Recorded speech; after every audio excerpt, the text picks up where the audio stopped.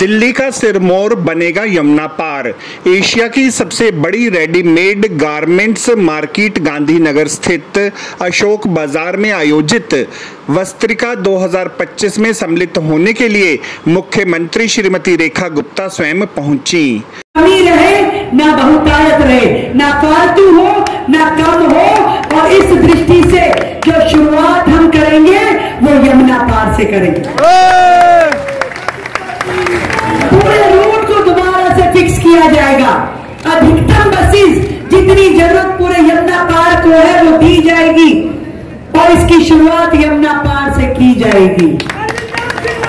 जिंदाबाद रेखा गुप्ता, रेखा गुप्ता, रेखा गुप्ता, रेखा गुप्ता।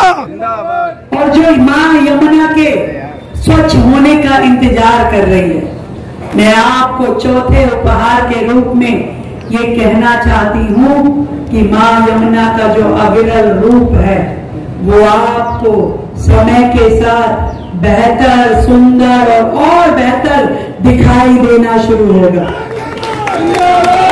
पूरे यमुना पार में पानी की लाइन, सीवर की लाइन तरीके से हो।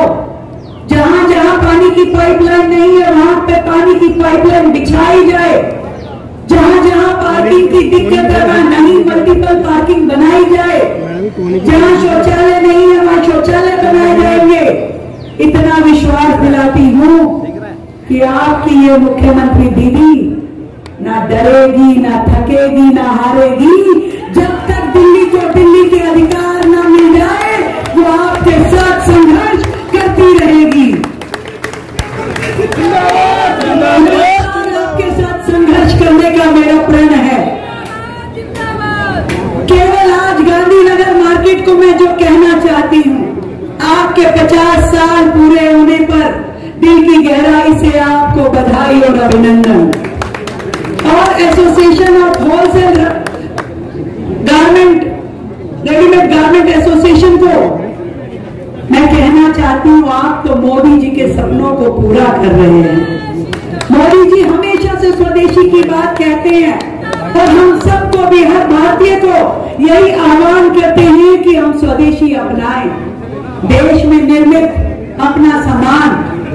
और आपके द्वारा यहाँ पर जो रेडीमेड गारमेंट की दिशा में जो क्रांति लाई गई है उसके लिए मैं अपने सभी व्यापारी भाइयों को, सभी औद्योगिक भाइयों को बहुत बहुत प्रणाम करती हूँ।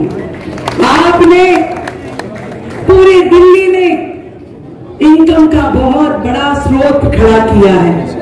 आपने वोकल फॉर लोकल प्रोडक्ट को आगे बढ़ाने के लिए हमारा मान सम्मान बढ़ाया है। आज मैं ये जानती हूँ कि जो लोग कल तक साउथ दिल्ली में घूमते थे आज गांधीनगर की मार्केट में आकर के खरीदारी करना पसंद करते हैं। इसको इसी तरीके से बढ़ाना है। भारतीय प्रोडक्ट की ब्रांडिंग हो, क्वालिटी बेहतर हो और पूरे देश विदेश में हमारे इन प्रोडक्ट का नाम हो, मिलकर के इस दिशा में जाना है। जब मोदी जी कहते हैं कि वोकल फॉर लोकल और वन डिस्ट्रिक्ट वन प्रोडक्ट, तो मैं कई बार सोचती थी कि हमारे कौन से डिस्ट्रिक्ट का कौन सा प्रोडक्ट बेहतर है। तो मुझे आज आप सबके बीच में आकर के ये विश्वास है कि हमारे इस डिस्ट्रिक्ट के जो रेडीमेड गारमेंट हैं यही हमारी यहाँ की स्पेशलिटी है और इसी प्रोडक्ट को हमें आगे बढ़ाना है। इस मार्केट को नई ऊंचाइयों पे लेके जाना है, एक इंटरनेशनल लेवल पे लेके जाना है। और इसके लिए मुझे आपके विधायक और सांसद जी की ओर से जो भी सुझाव आएगा उसे मैं बिना किसी देरी के लागू करने का प्रयास करूंगी। आप सबको फिर से मेरी ओर से ढेर सारी बधाई।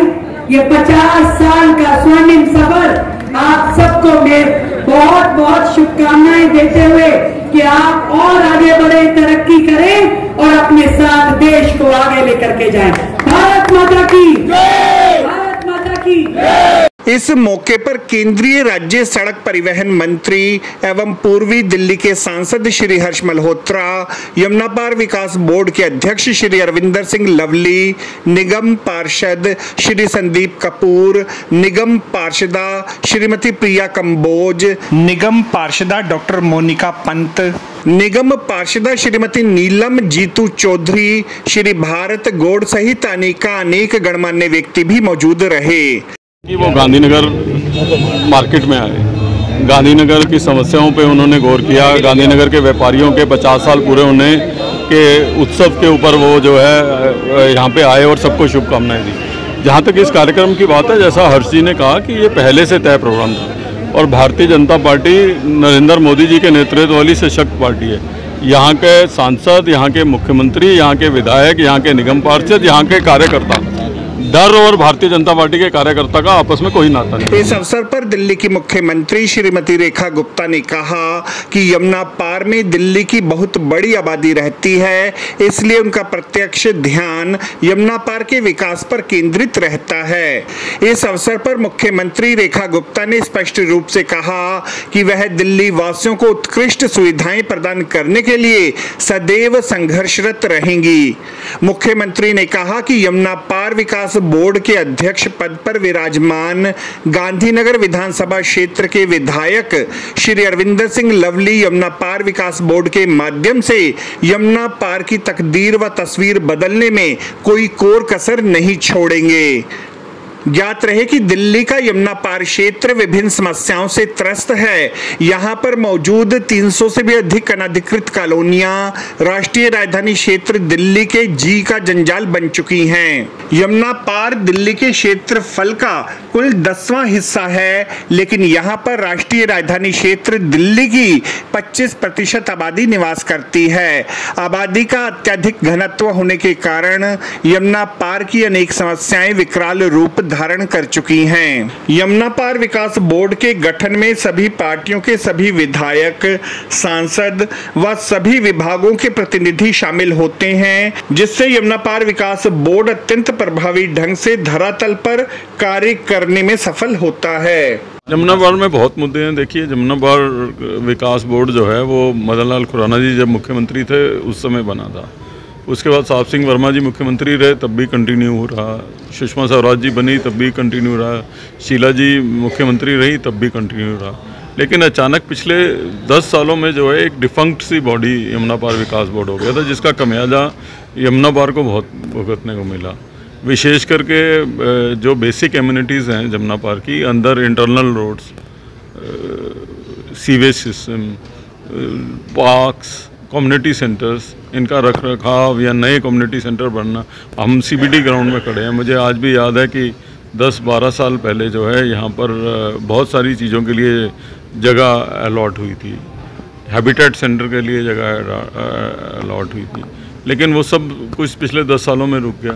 तो मुझे उम्मीद है कि नरेंद्र मोदी जी का जो विज़न है पूरी दिल्ली की डेवलपमेंट के लिए, इस विकास बोर्ड के काम के साथ दिल्ली सरकार, रेखा जी हमारी चीफ मिनिस्टर हैं, उनकी लीडरशिप में, उनके काम के बाद यमुना पार भी जो है उस विकास से अछूता नहीं है। आपको हमारी ये रिपोर्ट कैसी लगी जरूर कमेंट करें, इस वीडियो को लाइक करें, हमारे चैनल दास्ताने इंद्रप्रस्थ को सब्सक्राइब करें ताकि हमारी सभी आगामी रिपोर्ट्स सबसे पहले आप तक पहुंच सके। Bureau report Dastane Indraprastha.